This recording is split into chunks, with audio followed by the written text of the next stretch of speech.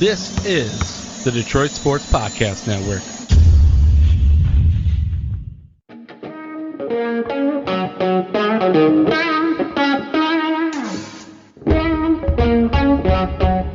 The biggest icon in podcasting.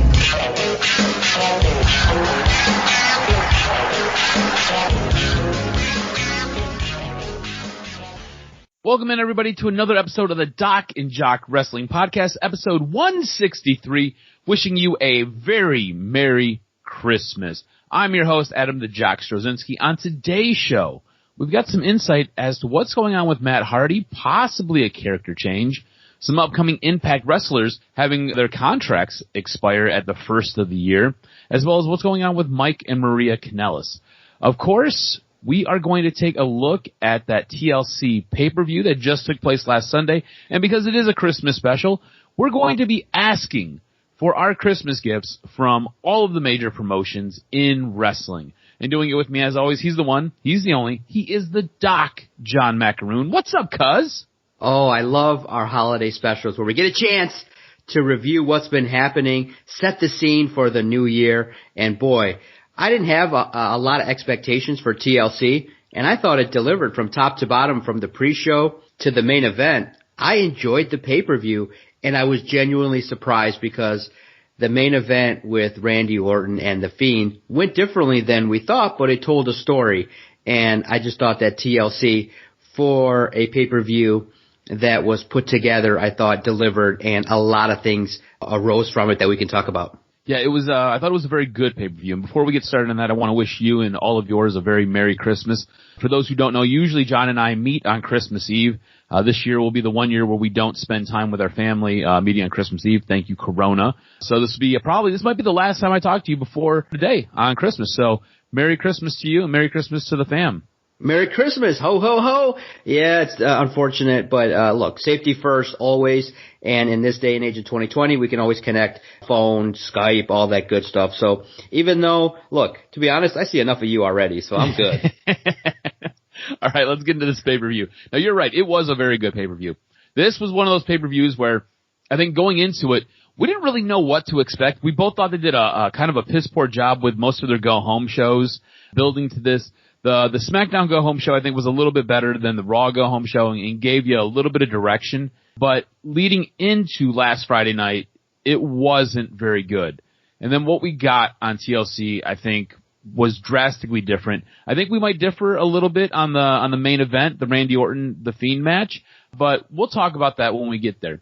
So the pay-per-view starts off with your opening show, with your curtain jerk, which is Big E, Daniel Bryan, Otis, and Chad Gable defeating Sami Zayn, King Corbin, Cesaro, and Shinsuke Nakamura via pinfall. We then get Drew McIntyre defeating AJ Styles to retain his title. Now, Miz attempted to cash in his Money in the Bank. That didn't happen. I want to know if this is a bit of an indictment on where the company sees Miz at this time, or was this more a situation where, hey, we had to get the Money in the Bank off of Otis because they don't believe in Otis, and they gave it to Miz, and nobody was going to win it this year. See, what's your take? Yeah, online people were not happy because of the fact that the Money in the Bank briefcase really kind of indicates that this is the next person in charge that is going to get a push. And the Miz is somebody that maybe you could have just kept it on him. There was really no rhyme or reason why you would do that, especially knowing that Drew McIntyre is getting a major push.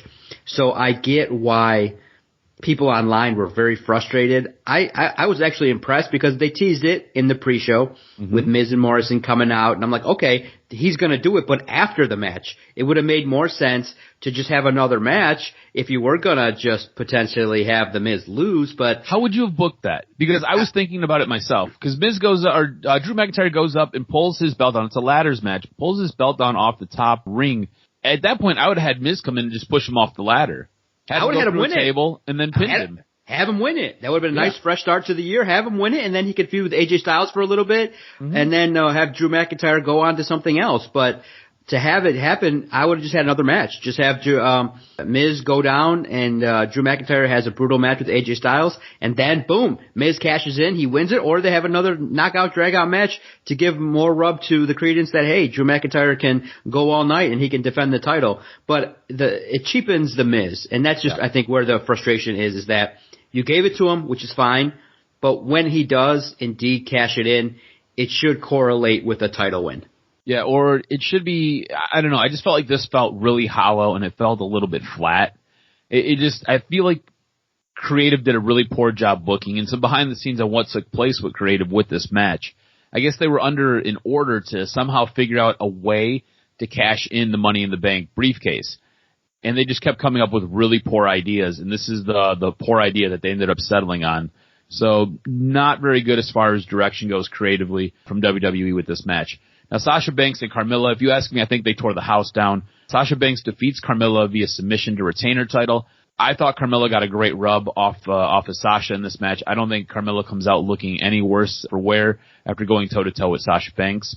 Now, I think the big news is the Hurt Business defeated the New Day via pinfall to win the titles.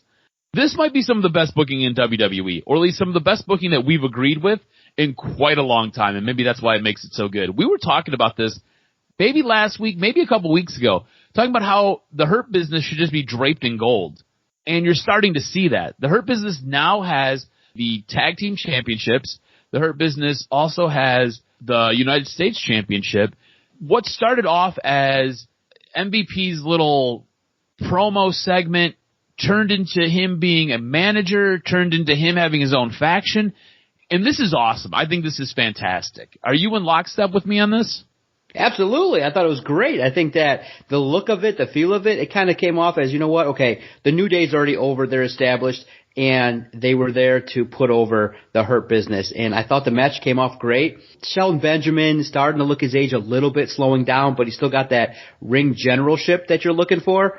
But he's not obviously as athletic as Alexander. So I was just impressed thoroughly with the match in terms of the psychology. I didn't really believe the Hurt Business was going to win. We talked about it. Mm-hmm. But I think what we said was when you have a faction that has Shelton Benjamin, Cedric Alexander, and then you have the big guy, you know, you just got to have the belts on him. It looks good. You now establish the brand, and the Hurt Business is cool. So that the next night on Raw, when they come out, you're like, dude, these guys look serious, and they look the part. Bobby Lashley is a huge freak, and he should be considered in the world title picture, but they've given him the U.S. title. They look the part as this badass faction, and I liked it. I thought it was really good, and the New Day doesn't lose anything by taking the loss. Yeah, I agree with you 100%. I thought this was some of the best creative work that WWE has done in a little bit, especially coming off of that Drew McIntyre Miz failed cash-in with his Money in the Bank briefcase. Now, we got a little bit of a surprise as Asuka and newly returning Charlotte Flair, we've kind of talked a little bit about her coming back, defeat Nia Jax and Shayna Baszler via pinfall to win the titles. Now, with this match, my big issue was this match was completely built around Charlotte Flair. Right. Like, she comes back and they're like, cool, you're in the number one spot again. And we're just going to build this entire match around you. You got screenshots and cuts going back to Ric Flair. You got, everything was built basically around her in the ring. It's frustrating to me when you have these ladies who basically put the time and the effort in, and then Charlotte shows up on day one after getting her tits redone to get the entire match put in her direction. So it'll be interesting to see where this goes, but Asuka is now your Raw Ladies Champion as well as the female tag team champion. Yeah, I was actually genuinely surprised because I haven't been reading the dirt sheets too much. So to see her back, I'm like, oh, that was cool. I was genuinely surprised in that, seeing her. But yeah, obviously, when she comes back, it's all about her. And unfortunately, Charlotte is so big that my note here that I wrote was, why is she in this angle at all? Mm-hmm. You know, you got these three mid-carders. Asuka obviously a little bit higher, but in the realm of the WWE women, it's Sasha and Charlotte. And the rest are kind of mid to upper talent. So for her to be there, obviously you're setting up an angle and it works. I get it. But why does Charlotte need a belt the moment she comes back? She needs to be kind of, you basically went and gave her the whole cake right away, right off the rip. Yep. And I think after some time off, 6 months off, I just would have had her probing a little bit with Sasha, maybe being around, just kind of hinting at what do you want to do? You know, kind of like a real thing. Like, okay, you've been off 6 months. What do you want to take on? Who do you want to face? What's the big challenge? Throwing her in and giving her a tag belt, I don't know. It just left me with like, it just left me unfulfilled. Yeah, it's You're right. It's one of those things where sometimes the chase is better than actually getting the whole cake. And she could have spent some time trying to build herself back up. I mean, like you said, she's been off for a while. I'm not sure if it's exactly 6 months or maybe a little bit longer, but she's been gone from TV for just about ever. And the moment she steps foot back in there, she instantly has gold around her waist. It just doesn't make sense for me. I don't get it. On top of it, again, this goes back to poor booking and poor storytelling. And I'm going to get into that when we talk about what we want for Christmas, because this is a prime example of all of that. Another example of some poor booking, maybe poor storytelling. I still think Roman Reigns and the Roman Reigns story is very good, and I think it's great. Roman Reigns ends up defeating Kevin Owens to retain the title, but I think Roman's starting to look a little bit weak, having Jey Uso get involved in all of his matches. And at a certain point, you have Jey Uso and Roman Reigns just beating the living tar out of Kevin Owens, yet nobody comes down to help Kevin Owens. I mean, Roman Reigns is obviously the heel, obviously the bad guy, and him and Jey have basically been working together now for a minute, beating up everybody who's in their way, and yet nobody comes down to lift a finger for Kevin Owens. That just doesn't make sense for me, especially when you've got guys like Daniel Bryan in the back, who is the ultimate good guy. Sami Zayn, we all know about the relationship between Kevin Owens and Sami Zayn, and still, nobody comes down to help Kevin Owens. Sometimes it's unrealistic and unbelievable booking that really derails a story, and I think you're starting to see that a little bit. Like, Roman Reigns doesn't necessarily look like he needs Jey Uso to interfere in his matches, especially against Kevin Owens, with the way Kevin Owens has been booked recently. Doesn't make sense. But yet, Jey Uso is constantly getting involved in Roman Reigns' matches to help him win. Yeah, lazy. It was a good match, but I was kind of hoping, like you said, that there would be no interference, because Roman Reigns on his own is over. He should just establish himself as a badass. But that's it. And here's where I think the challenge is now for WWE. It's a predictable company that does predictable things with their heels. The heel has a guy in his corner, so what does the heel do? The heel has his helper and assistant do things. Similar with AJ Styles, obviously, with his big, massive bodyguard. He gets in the ring and does some things. A little stiff in his action. I think that the bump that he laid on Drew McIntyre was really bad.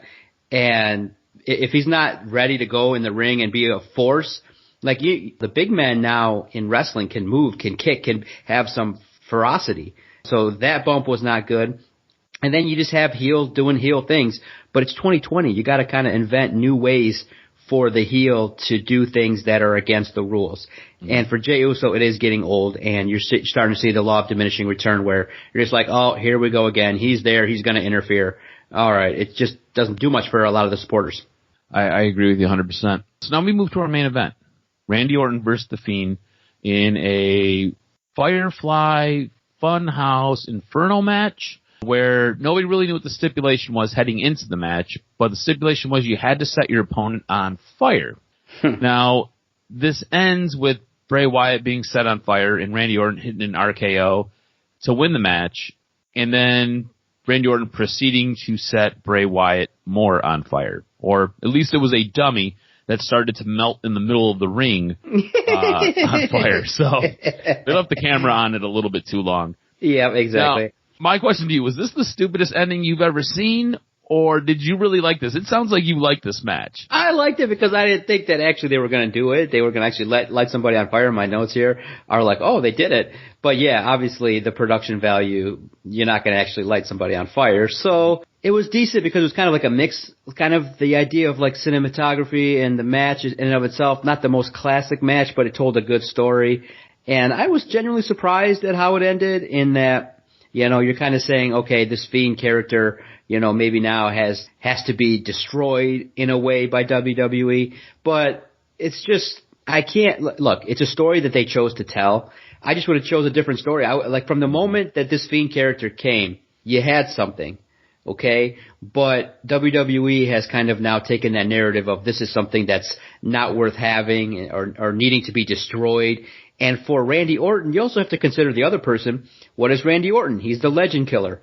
And so with that, he's the person that's tasked with ending something that's so vile, so unruly in The Fiend. I just wouldn't have told that story. I would have just told the story that this is the Fiend. This is an individual that is going to run roughshod. This is the it persona in the company. But that's not what they're doing. And unfortunately, Bray Wyatt is the ultimate, I think, representation of why WWE is not successful. Because you have a character people want to support. You have a character that people want to be over. And you give him a 2-month title reign. And you have him keep losing feud after feud after feud. And so in essence, what WWE has done with their character is taking something so promising and made it a gimmick. It's a gimmick. And so you get to see it when you can. It's cool to see the entrance. But the pure substance of what will take a character from step A to A++, WWE just refuses to do it. And obviously, look, Randy Orton is a main event draw. Anything you put him in is interesting, and obviously it's set up for what we saw on Raw.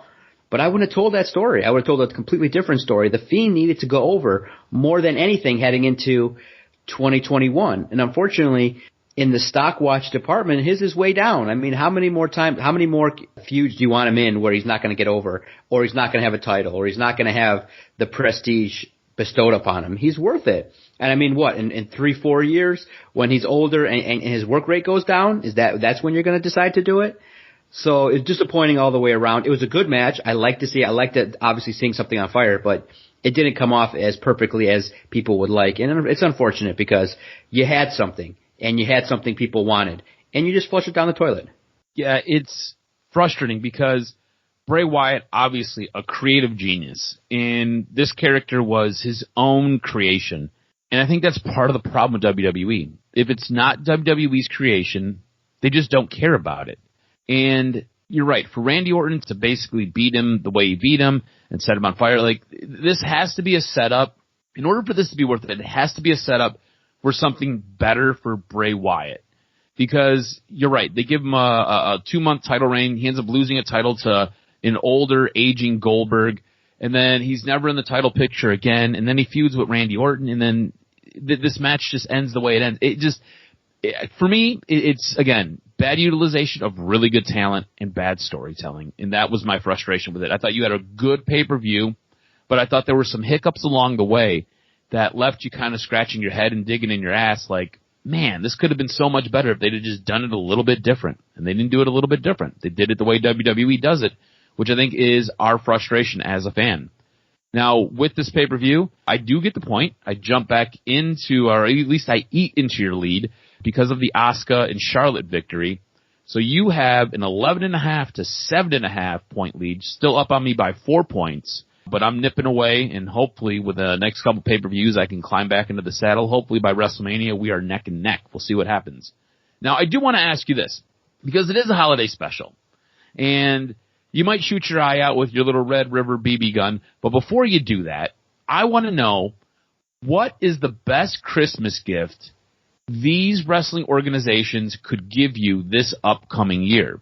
So we'll start with WWE, and I want to know, what is the best Christmas gift either Raw or SmackDown could give you this year?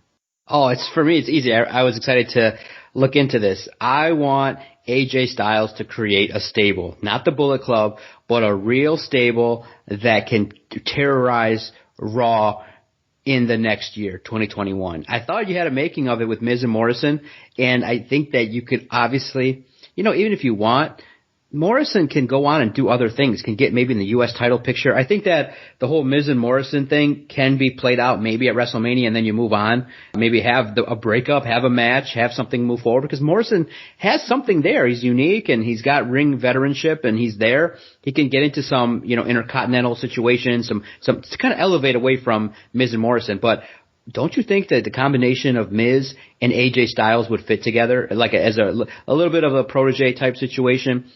Because of the fact that AJ Styles is so over, he's it. And so I think the combination of just those three would be amazing to go forward. And then the ultimate dream would be, it's time. There's one last thing that WWE has not done, and that's bring back John Cena as a heel.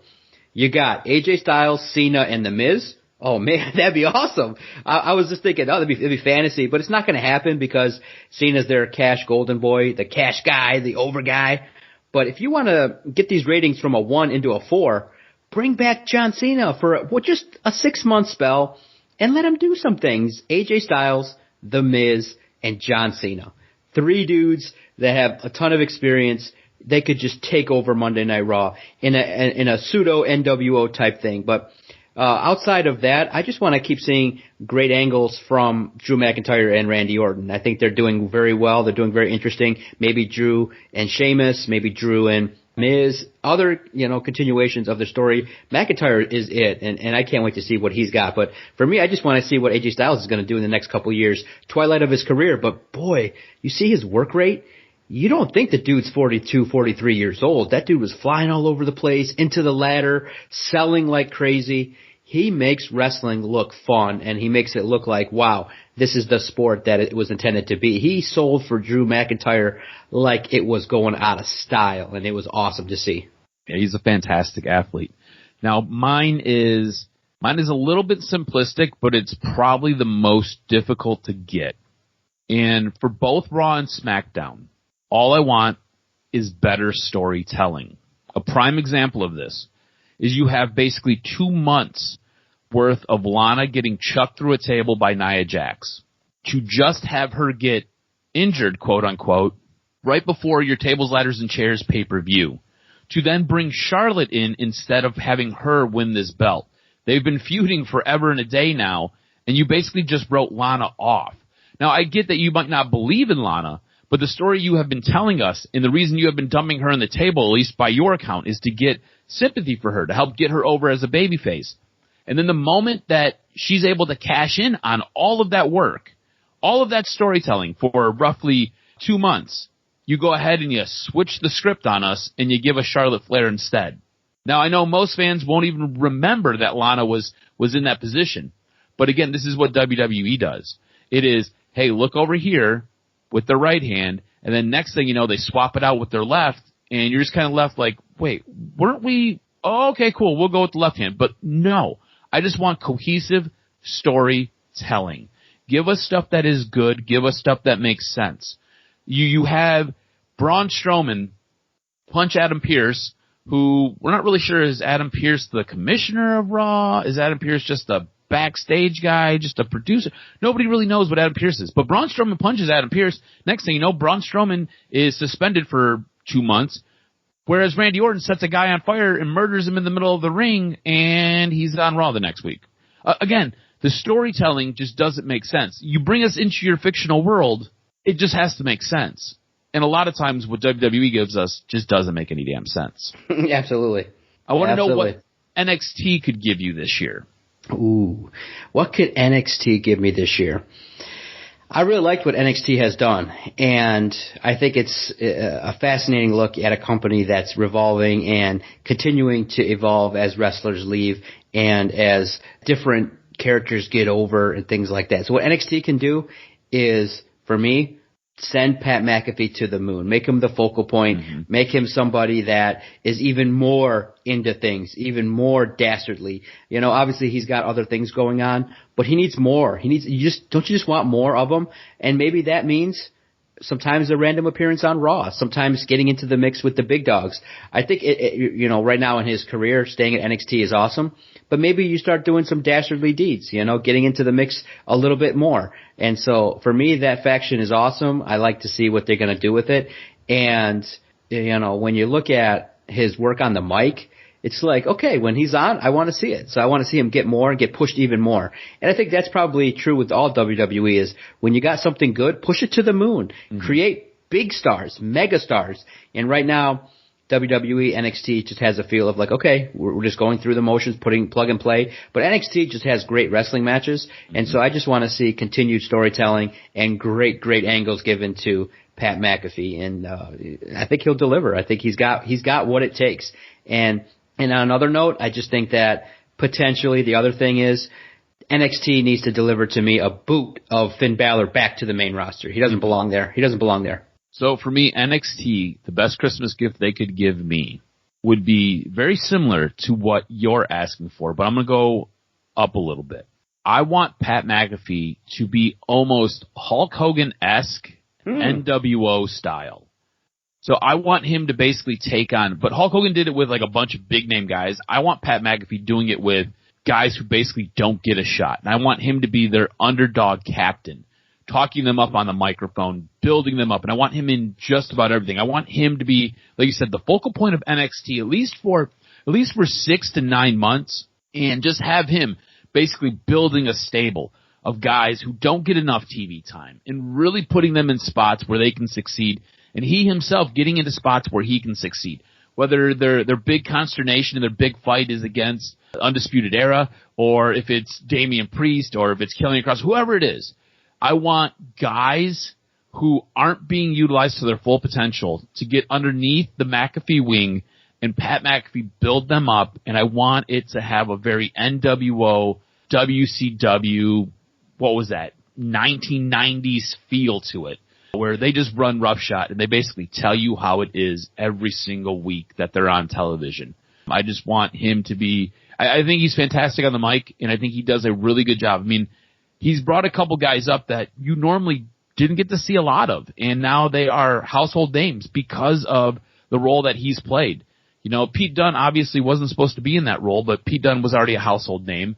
But Orny Loken, you could have held a picture up of him and a potato, and nobody would have known the difference. You know what I'm saying? Nobody would have knew. So I like what he's doing. I just want to see him put other guys who need to be highlighted on the spot. All right, so you obviously, big Impact viewer. What is the best Christmas gift Impact could give you this year for Christmas? Obviously, there's going to be situations in which, and you're going to talk about it too, that some wrestlers are going to face some contract situations, and unfortunately some will be retained, some will move forward. Impact has done a great job moving forward in 2019, 2020 of reestablishing the brand, networking with other scenarios, and working now with AEW. So for me, the next step is now you have to have one more main event star, and you got to find out who it is, whether it's within your company.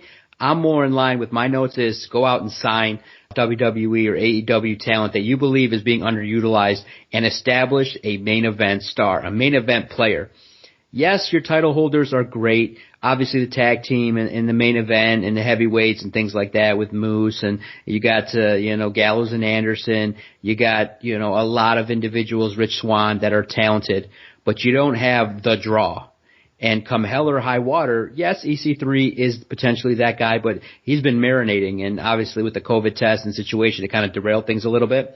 And obviously he's going to be kind of doing a lot of different things as well. You need the guy that when he steps through the curtain, he's it. And I don't know if it's there in Impact Wrestling. That's probably the last thing is one or two major players. And you got to find it. Maybe it's kind of along the lines of what you had when you had Morrison, AJ Styles. You have to have people that maybe are being underutilized, maybe a little bit older, but you need someone that you can push through the moon that's unique. And they got to deliver it. They have to. Otherwise, they're going to risk being the minor leagues for AEW. And you don't want that. While the relationship is going to be good, obviously people are watching Impact a little bit more now because of the involvement with AEW. You still don't want to be dwarfed by AEW. You want to hold on to your own. So yes, the mid-card is rising, the women are developing, but still that first hour, like we talk about, is not good enough. And when we talk about the masses on a bigger scale, you don't have that draw that makes Adam go, damn, I missed it, I gotta find it, I gotta hack it, I gotta text John and get a code to get in to see this. You don't have that You don't have that. Yeah, Gallows and Anderson are good, but unfortunately they're kind of perceived as WWE cast-offs that are big fish in a small pond, but they're not overall by themselves world beaters because of how WWE let them go and how they were utilized. You need a big, major star created, and however you got to do it, you got to deliver it. I agree with you 100%. You have to find somebody for Impact who is going to draw your attention, and that's what I want Impact to develop. Whether it's EC3 or not, whether it's, somebody brand new. A lot of good talent has come from Impact. A lot of good guys have gone through Impact's doors and then come out the other end better for it. AJ Styles is a prime example of a guy who worked his ass off at Impact and became everything he could be. And now we talked about him glowingly on Raw, on SmackDown, and WWE. Impact has to find that next guy who is going to be their big draw and develop that person. I don't necessarily want them stealing talent from AEW, don't necessarily want them stealing talent from Raw or SmackDown or NXT. I want something homegrown. I want a guy who when you look at him, you're like, yeah, he put Impact back on the map. I want that guy. And again, it could be EC3. EC3 was a homegrown talent of Impact. Went to WWE. They didn't use him well. And he even said so. He's like, I hated it. He was super depressed. Thought about killing himself. Ended up dipping out, and now he's in a much better spot doing some stuff with Ring of Honor, doing some stuff with Impact. So find that guy. Make that person the face of your organization. All right, so what is the best gift? Probably the best wrestling promotion of 2020. What is the best Christmas gift AEW could give you this year? I think right? it is tough because they've given a lot already. Given a ton. Moxley, Omega, Cody Rhodes. Is there anybody being underutilized? You can't say that because everybody's kind of had the ebb and flow. But I think what everybody would be wanting for, and it's going to happen, is Sting versus Cody Rhodes. And I think it's going to be delayed, but when it happens, it's going to be a great matchup. I want to see Sting versus Cody Rhodes in a classic, series with a nice build-up. And maybe, too, because of the fact that AEW now is running pay-per-views every couple months, outside of seeing Sting in the ring, which are going to deliver, you got to establish. I know it's been all in, all out, but it's not good enough. AEW needs its WrestleMania. And whatever you're going to decide to call it, whatever it's going to be, I know they kind of crescendo a couple times a year, and I know the September show and the show around May are always stellar. But you need a marquee wrestling event like WrestleMania that we know, okay, this is going to be the culmination where every match is going to be must-see. Everybody's going to be clamoring from all over to get into it. Right now it's WrestleMania, and it still is, because when it's on, it's a 5-6 hour pay-per-view, names are made, memories are made at the big level. AEW, in its short history, has great pay-per-views and great name quality. All in, all out. The shows that they're creating are good, and the pay-per-views always deliver. But you need to deliver to me, outside of Sting staying alive in his wrestling match, a major marquee title. And I wish I wish WWE, I think, still has Starrcade. I love that name. Starrcade was always good because that was it for WCW. It was Starrcade in December. And you knew, holy crap, when Starrcade comes, it's going to be stellar. You're going to have the best of the best. You're going to have everybody clamoring to be on Starrcade. And there are still some great memories you can go back and watch on the WWE Network. But AEW has to find it and has to deliver a show that everybody talks about. And then like a series. I know it's cliche, but what do we all remember? For me, WrestleMania 18, Rock and Hulk Hogan, Toronto, the fans turning the tide. WrestleMania 18, you got to have All In 1, All In 2. You got to have something that is repeatable, marketable, and something that AEW can grasp onto for the next decade. You're right there on the cusp. Create a show for me, and that's what I want for Christmas. For me, AEW has given so much already as it is. But the one thing I would ask for is more development for your young talent. And I know that they have Dark, and I know that they run a long series on YouTube with a lot of matches that don't get shown on television. But you need to start showing some of these younger guys, maybe in that first hour. Maybe sprinkle them in that second hour. But you need to get some more of these younger talents on TV, get people introduced with them a little bit, give them a couple of vignettes to really get them to kind of buy into some of these younger people who are coming up. Again, Kenny Omega's a freaking draw. Young Bucks are a freaking draw. We'll watch them all week, every week, because they're fantastic. But do they necessarily need to be on every week? Again, going back to something that we proposed a while ago, could you run them every other week, help them rest their bodies a little bit, and help introduce new talent?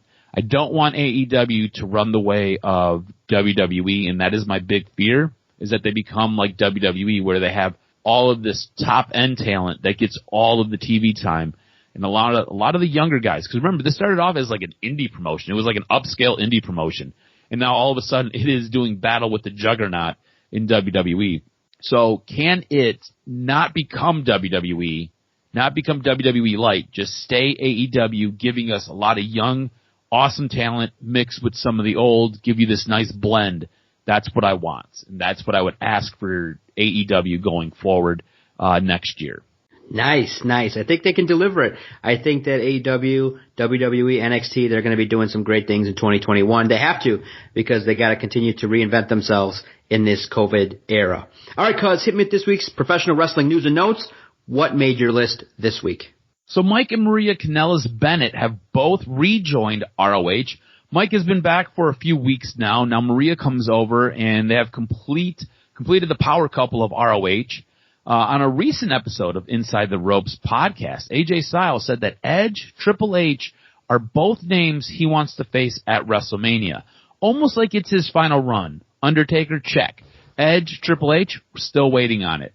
Now, some contract news coming out on Impact Wrestling's Ethan Page, Taya Valkyrie, Sami Callihan, and Jake Crist. They all have contracts coming up on January 1st. Now, Ethan Page is expected to leave. Sami Callihan, who has really made his name in Impact, is expected to re-sign. Jake Crist has already announced he's going to become a free agent. Now, Jake has a brother. His brother really got wrapped up with the Me Too movement. Sounds like he did a lot of awful things. So he was quickly removed from Impact. That's why Jake is still there. And Taya Valkyrie, her future is still unknown. Remember, Taya Valkyrie is John Morrison's girlfriend, maybe wife. There's somehow a power couple. I don't remember exactly how they're together. They might be married, or they might just be dating. Don't quote me, but it's one of those two. So don't be surprised if you see their faces pop up either on AEW or NXT. It'll be one of those things where we're going to kind of have to wait and see what happens. Expect a little bit of a character change for Matt Hardy, which I guess we've kind of got a little bit of a glimpse of. What was it, last week or maybe 2 weeks ago, when they had their 6-man tag match and he tagged himself in to steal the pin for his team. So on Being the Elite, he said something died in him in All Out. If you remember, that was where he got really banged up with Sammy Guevara. He fell off that scaffolding and bumped his head pretty hard, and he was actually knocked out cold. And they probably should have called that match, but they let it continue, which was really ill-advised. But expect Matt to become a little bit more selfish and a little bit more of a me first with his new character. He said that he's received a little bit of backlash as the old guy taking some time away from the young guys, and he says he's really upset about this because all he's done is tried to give himself to everyone and give everybody what they wanted from him. So his original idea was to come into AEW and work with a lot of the younger, underused talent and really try to put them on and get them over. And he said at this point, he's like, screw it. I'm just going to go do me. He's like, I tried to give everything that I had. I ended up getting hurt. And you know what? People can't appreciate what I've given them, so I'm just going to do what makes me happy. So expect a little bit more of an edgy, selfish character with Matt Hardy. And before we go, just want to wish everybody a very Merry Christmas, and thank you for downloading and listening to this episode.